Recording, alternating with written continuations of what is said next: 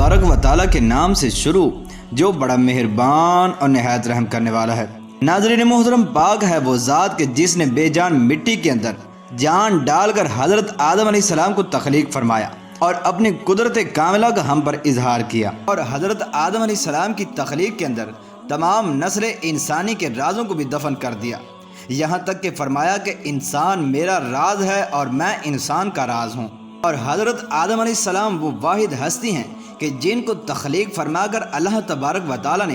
तमाम नस्ल इंसानी की बुनियाद को रखा। और हज़रत आदम अलैहिस्सलाम की पुश्त के अंदर अल्लाह तबारक व तआला ने क़यामत तक आने वाली तमाम रूहों को वदियत रखा, जो कि अपने अपने वक्त पर आगे मुंतकिल होकर दुनिया के अंदर ज़ाहिर हो रही हैं। प्यारे दोस्तों, आज की इस वीडियो के अंदर हम आपको बताएंगे कि हज़रत आदम अलैहिस्सलाम को किस तरह से पैदा फरमाया गया और आपके पकीज़ा और मुक़द्दस जिस्म को तैयार करने के लिए कौन कौन सी मिट्टी को लाया गया था, और आप अलैहिस्सलाम के जिस्म मुबारक में जो मिट्टी इस्तेमाल हुई उसको कौन कौन सी जगह से उठाया गया था, और अल्लाह तबारक व तआला ने हज़रत आदम अलैहिस्सलाम को आग, पानी, हवा और मिट्टी से किस तरह से तख्लीक फरमाया। और हम आपको ये भी बताएंगे कि क्या वाकई अल्लाह तबारक व तआला ने हज़रत आदम अलैहिस्सलाम के पुतले को अपने हाथों से तैयार फरमाया था या फिर फरिश्तों ने हज़रत आदम अलैहिस्सलाम की तख्लीक फरमाई थी। नाज़रीन मोहतरम, और हम आपको ये भी बताएंगे कि जब अल्लाह तबारक व तआला के 4 मुकर्रब फरिश्ते ज़मीन से मिट्टी उठाने के लिए आए तो ज़मीन ने रो रो कर उन फरिश्तों से कौन सी फरियाद की थी। और हम आपके साथ ये भी शेयर करेंगे कि ऐसी कौन सी वजह है कि जिसकी वजह से इंसानी ज़िंदगी के अंदर गम बेशुमार और खुशियाँ बहुत कम आती हैं। नाज़रीन मोहतरम, इन तमाम तर सवालात के जवाबात कुरान और हदीस की रोशनी में आज की इस वीडियो के अंदर हम आपके साथ शेयर करेंगे। लिहाजा आपसे हमारी गुजारिश है कि आप हमारी इस वीडियो को एंड तक ज़रूर मुलाहिज़ा फरमाइए। प्यारे दोस्तों, ये बात याद रखें कि जब अल्लाह तबारक व तआला के अलावा दुनिया के अंदर कोई भी मखलूक मौजूद ना थी तो अल्लाह तबारक व तआला ने सबसे पहले अपने बाद अपने प्यारे हबीब सल्लल्लाहु तआला अलैहि वसल्लम के नूर को तख्लीक फरमाया, और फिर अल्लाह तबारक व तआला ने उसी नूर के 4 हिस्से किए और उन 4 हिस्सों से तमाम मखलूकात को पैदा फरमाया। जैसा कि अल्लाह तबारक व तआला के फरिश्ते ज़मीन व आसमान और इसमें बसने वाली हर चीज़ और हर मखलूक और जन्नत व दोज़ख को भी अल्लाह तबारक व तआला ने हज़ूर अकरम सल्लल्लाहु तआला अलैहि वसल्लम के नूर अक़दस ही से पैदा फरमाया है। नाज़रीन मोहतरम, ये बात भी याद रखें कि हज़रत आदम अलैहिस्सलाम से तख्लीक से पहले ज़मीन व आसमान, सूरज, चाँद, सितारों की तख्लीक और जिन्नात की तख्लीक और फरिश्तों की तख्लीक भी हो चुकी थी। चुनांचे इन चीज़ों को पैदा करने के बाद अल्लाह तबारक व तआला ने प्यारे नबी हज़रत आदम अलैहिस्सलाम को तख्लीक करने का इरादा फरमाया। नाज़रीन मोहतरम, आपको ये भी बताते चलें कि हज़रत आदम अलैहिस्सलाम की तख्लीक 4 चीज़ों से हुई।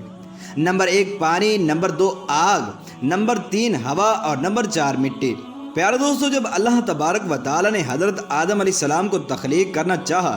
तो अल्लाह तबारक व तआला ने अपने सबसे मुकर्रब फरिश्ते हज़रत जिब्राईल अलैहिस्सलाम को हुक्म दिया कि ज़मीन पर जाओ और तमाम रूए ज़मीन से एक मुट्ठी मिट्टी लेकर आओ कि जिसके अंदर सफ़ेद और स्याह, खारी और मीठी, नरम और सख्त हर किस्म की मिट्टी शामिल हो।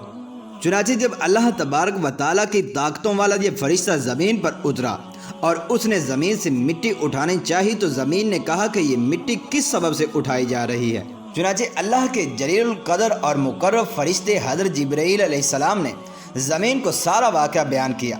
तो ज़मीन कहने लगी कि मैं अल्लाह तबारक व तआला की पनाह चाहती हूँ कि वो मालिक लम यज़ल मेरे ज़रिए से इंसान को तख्लीक फरमाए और फिर मेरा बाद हिस्सा जहन्नम के अंदर जाए और बाद हिस्सा जन्नत के अंदर जाए। चुनांचे इस तरह से ज़मीन रो रो कर और अल्लाह तबारक व तआला के नाम के वास्ते देकर हज़रत जिब्राईल अलैहिस्सलाम को मिट्टी उठाने से मना करने लगी। चुनांचे हज़रत जिब्राईल अलैहिस्सलाम बगैर मिट्टी उठाए वापस अल्लाह तबारक व तआला की बारगाह के अंदर हाजिर हुए तो अल्लाह तबारक व तआला ने इरशाद फरमाया, ऐ जिब्राईल अलैहिस्सलाम मिट्टी क्यों नहीं लेकर आए? तो हज़रत जिब्राईल अलैहिस्सलाम ने अर्ज़ किया कि या अल्लाह, ज़मीन ने इस तरह से तेरे नाम और इज़्ज़त की पनाह चाही, लिहाजा मैंने उसे तेरे नाम और इज़्ज़त की पनाह दे दी है। चुनांचे फिर इसके बाद अल्लाह तबारक व तआला ने हज़रत मीकाईल और इसराफील अलैहिस्सलाम को भी ज़मीन पर मिट्टी उठाने के लिए भेजा। चुनांचे उन दोनों के साथ भी ऐसा ही वाक़या पेश आया और वो दोनों मुकर्रब फरिश्ते भी बगैर मिट्टी उठाए अल्लाह तबारक व तआला की बारगाह के अंदर हाजिर हो गए और उन्होंने अर्ज़ किया कि या अल्लाह, तेरे नाम और इज़्ज़त के अदब की वजह से ہم نے زمین کو پناہ دے دی اور اس سے مٹی اٹھائے بغیر ہی واپس آ گئے ہیں۔ چنانچہ پھر اس کے بعد اللہ تبارک و تعالیٰ نے اپنے چوتھے اور مقرب فرشتے حضرت اسرائیل علیہ السلام یعنی ملک الموت علیہ السلام کو زمین کی طرف بھیجا۔ چنانچہ جب حضرت ملک الموت علیہ السلام زمین پر پہنچے تو زمین اسی طرح سے فریادیں اور دعائیاں دینے لگی اور رو رو کر اللہ تبارک و تعالیٰ کی عزت اور نام کا واسطہ دے کر پناہ طلب کرنے لگی۔ چنانچہ مٹی کا یہ رونا دھونا دیکھ کر حضرت اسرائیل علیہ السلام نے مٹی سے کہا کہ تیرے اس رونے دھونے اور واسطے دینے کی وجہ سے میں اپنے اللہ تبارک و تعالیٰ کے حکم کی نافرمانی نہیں کر سکتا۔ چنانچہ جس نے مجھے حکم دیا ہے وہ تیرے حال کے بارے میں بہتر جانتا ہے۔ چنانچہ پھر اس کے بعد حضرت اسرائیل علیہ السلام نے تمام روئے زمین سے ایک مشت خاک لی اور آسمانوں کی طرف پرواز کرتے ہوئے اللہ تبارک و تعالیٰ کی بارگاہ کے اندر حاضر ہو گئے۔ چنانچہ اسی سبب سے حضرت اسرائیل علیہ السلام سے اللہ تبارک و تعالیٰ نے ارشاد فرمایا کہ زمین سے مٹی تم ہی لے کر آئے تھے، لہذا یہ ہمارے پاس بطور امانت ہے، لہذا جب انسان مریں گے تو ان کو مٹی کے اندر واپس پہنچانے کی ڈیوٹی بھی تمہاری ہوگی۔ اور اللہ تبارک و تعالیٰ نے اسی وجہ سے انسانوں کی روحوں کو قبض کرنے پر حضرت اسرائیل علیہ السلام کی ڈیوٹی کو لگایا ہے کہ وہ زمین سے لائی ہوئی اس امانت کو واپس زمین کو لوٹا سکیں۔ ناظرین محترم، تفسیر نعیمی میں ہے کہ حضرت اسرائیل علیہ السلام نے 7 مختلف جگہوں سے مٹی کو اٹھا کر مکہ معظمہ کی جگہ پر جمع کیا جہاں آج اللہ تبارک و تعالیٰ کا بیت اللہ یعنی خانہ کعبہ شریف موجود ہے۔ پیارے دوستو، وہ 7 مقامات جہاں سے حضرت اسرائیل علیہ السلام نے مٹی کو اٹھایا تھا وہ یہ ہیں: نمبر 1 مکہ معظمہ، اور نمبر 2 طائف، اور نمبر 3 بیت المقدس، نمبر 4 ہندوستان، اور نمبر 5 ابو قبس، جبکہ نمبر 6 عدن، اور نمبر 7 مدینہ المنورہ۔ پیارے دوستو، یہ بات بھی یاد رکھیں کہ روایات کے اندر آتا ہے کہ مکہ معظمہ کی مٹی سے حضرت آدم علیہ السلام کے سر مبارک کو تخلیق کیا گیا،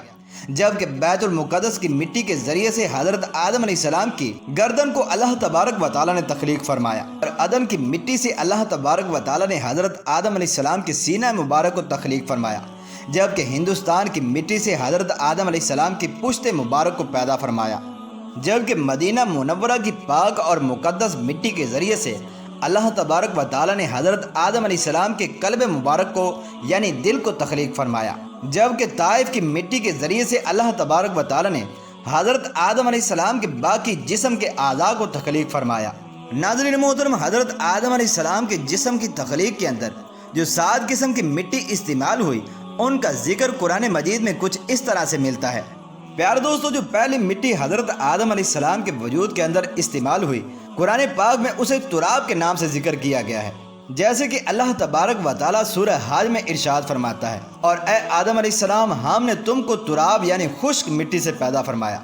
ناظرین محترم، تراب سے مراد خشک مٹی ہوتی ہے۔ اس کے بعد جو دوسری مٹی حضرت آدم علیہ السلام کی تخلیق کے اندر استعمال ہوئی قرآن پاک اسے طین کے نام سے یاد کرتا ہے۔ ناظرین محترم، طین اس مٹی کو کہتے ہیں جو بھیگی ہوئی اور گیلی مٹی ہو، جیسے کہ اللہ تبارک و تعالیٰ سورہ صاد میں فرماتا ہے، اور میں انسان کو گیلی مٹی سے بنانے والا ہوں۔ ناظرین محترم، یہ بات یاد رکھیں کہ یہ مٹی جہاں پر ہوتی ہے وہاں پر زمین کو ہرا بھرا کر دیتی ہے، اور یہ مٹی زمین کی تہ کے اندر موجود ہوتی ہے، جیسا کہ ہماری جلد کا اندرونی حصہ بھی نرم اور بھیگی ہوئی مٹی کی طرح ہے۔ اور تیسری مٹی جس کو حضرت آدم علیہ السلام کی تخلیق کے لیے استعمال کیا گیا وہ ہمائن ہے، جیسا کہ اللہ تبارک و تعالیٰ نے سورہ حجر میں ارشاد فرمایا، اور بے شک ہم نے انسان کو ایک کھنکھناتی مٹی سے پیدا فرمایا جو کہ ایک سیاہ اور بدبودار گارے کی مانند تھی۔ اور اللہ تبارک و تعالیٰ نے حضرت آدم علیہ السلام کے جسم کو تخلیق کرنے کے لیے جو چوتھی قسم کی مٹی استعمال کی اسے مسنون کہا جاتا ہے۔ پیارے دوستو، مسنون اس مٹی کو کہتے ہیں جو پانی کے اندر کافی مدت تک رہے، یہاں تک کہ وہ سیاہ بدبودار گارے کی شکل اختیار کر جائے۔ اور 5ویں مٹی جو حضرت آدم علیہ السلام کے وجود کے تخلیق کے لیے استعمال ہوئی وہ طین اور عدن یعنی لیس دار مٹی ہے، جیسا کہ اللہ تبارک و تعالیٰ نے سورہ صافات کے اندر ارشاد فرمایا، اور بے شک ہم نے انسانوں کی اصل یعنی حضرت آدم علیہ السلام کو لیس دار مٹی سے پیدا فرمایا۔ اور 6 نمبر پر جو مٹی حضرت آدم علیہ السلام کی تخلیق کے اندر استعمال ہوئی قرآن پاک اسے سلسال کے نام سے یاد کرتا ہے۔ ناظرین محترم، سلسال اس مٹی کو کہتے ہیں جو کھنکھناتی ہو، جیسا کہ اللہ تبارک و تعالیٰ نے سورہ رحمان میں ارشاد فرمایا، اور بے شک ہم نے انسان کو کھنکھناتی ہوئی مٹی سے پیدا فرمایا ہے، اور 7ویں نمبر پر جو مٹی استعمال ہوئی اسے فخار کہا جاتا ہے، یعنی ایسی مٹی جو پکی اور ساخت ہو۔ ناظرین محترم، اس طرح سے مختلف جگہوں اور مختلف رنگوں کی مٹی کے ذریعے سے حضرت آدم علیہ السلام کے وجود کو تخلیق کیا گیا۔ پھر یہی کیفیات اور صفات حضرت آدم علیہ السلام کی اولاد کے اندر بھی جاری ہوئیں، چنانچہ ان میں سے کوئی سیاہ رنگ والے ہیں اور کوئی سفید رنگ والے اور کوئی ملتے جلتے رنگوں والے ہیں۔ پیارے دوستو، حضرت آدم علیہ السلام کی مٹی کو اکٹھا کرنے کے بعد اللہ تبارک و تعالیٰ نے اس مٹی سے گارا بنانے کے لیے 7 قسم کے پانیوں کا استعمال فرمایا۔ نمبر 1، آب فرات۔ پیارے دوستو، یہ بات یاد رکھیں کہ آب فرات اس پانی کو کہتے ہیں جو شیریں اور میٹھا ہو۔ اور نمبر 2، آب اجاج۔ آب اجاج اس پانی کو کہتے ہیں جو کھارا اور کڑوا ہو۔ اور تیسرے نمبر پر اللہ تبارک و تعالیٰ نے جس پانی کو استعمال کیا اسے آب سلسبیل کہتے ہیں۔ آب سلسبیل وہ پانی ہوتا ہے جو خوشنما اور صاف ستھرا پانی ہو۔ اور چوتھے نمبر پر اللہ تبارک و تعالیٰ نے جس پانی کا استعمال کیا اسے آب تسنیم کہا جاتا ہے۔ ناظرین محترم، آب تسنیم ایسا پانی ہوتا ہے جو پاک اور خوشبودار ہوتا ہے۔ اور 5ویں نمبر پر آب رحیق آتا ہے۔ آب رحیق اس پانی کو کہتے ہیں جو پاک اور نشے دار ہو۔ اور 6 نمبر پر اللہ تبارک و تعالیٰ نے جس پانی کا استعمال کیا اسے آب کوثر کہا جاتا ہے۔ پیارے دوستو، آب کوثر یہ ایسا پانی ہے کہ جسے پیتے ہی انسان دنیا کے دکھ، درد، آلام اور مصائب وغیرہ بھول جاتا ہے، اور اس کے ساتھ ساتھ نہ ہی اسے بھوک لگتی ہے اور نہ ہی کبھی وہ پیاسا ہوگا۔ اور 7ویں نمبر پر اللہ تبارک و تعالیٰ نے جس پانی کا استعمال کیا اسے آب رحمت یعنی رحمتوں والا پانی کہا جاتا ہے۔ ناظرین محترم، اس طرح سے اللہ تبارک و تعالیٰ نے حضرت آدم علیہ السلام کی مٹی کو جمع کرنے کے بعد ان 7 قسم کے پانیوں کے ذریعے سے آگ کے خمیر کو گوندا اور آگ کی مٹی کو آگ کے پتلے کے لیے تیار فرمایا۔ ناظرین محترم، یہ بات بھی یاد رکھیں کہ جب حضرت آدم علیہ السلام کا گارا تیار ہو چکا تو اللہ تبارک و تعالیٰ نے اس گارے پر 40 روز تک بارش برسائی، جن میں سے 39 روز جو بارش حضرت آدم علیہ السلام کے خمیر پر برسی وہ غم کی بارش تھی، اور ایک دن جو بارش برسی وہ خوشی کی بارش تھی۔ بس یہی وجہ ہے کہ انسان کی زندگی کے اندر دکھ، درد اور مصائب و آلام زیادہ ہوتے ہیں اور خوشی بہت کم آتی ہے۔ ناظرین محترم، تفسیر نعیمی میں ہے کہ جب حضرت آدم علیہ السلام کا گارا تیار ہو چکا تو اللہ تبارک و تعالیٰ نے فرشتوں کو حکم دیا کہ اس کو مکہ اور طائف کے درمیان وادی نعمان میں عرفات کے پہاڑ کے پاس رکھیں۔ چنانچہ پھر اس کے بعد اللہ تبارک و تعالیٰ نے اپنے دست قدرت کے ذریعے سے حضرت آدم علیہ السلام کے پتلے کو تیار فرمایا اور حضرت آدم علیہ السلام کی صورت مبارکہ کو بھی تخلیق فرمایا۔ چنانچہ جب اللہ تبارک و تعالیٰ نے حضرت آدم علیہ السلام کے پتلے کو تیار کر لیا تو پھر اس کے بعد اس مٹی کو خشک کرنے کے لیے اس پر 7 قسم کی ہوائیں چلائیں۔ نمبر 1، گرم ہوا، جبکہ نمبر 2، سرد ہوا، نمبر 3، تیز ہوا، جبکہ نمبر 4، دھیمی ہوا، اور نمبر 5، درمیانی ہوا، جبکہ نمبر 6، رحمت والی ہوا، اور نمبر 7، صرف ہوا۔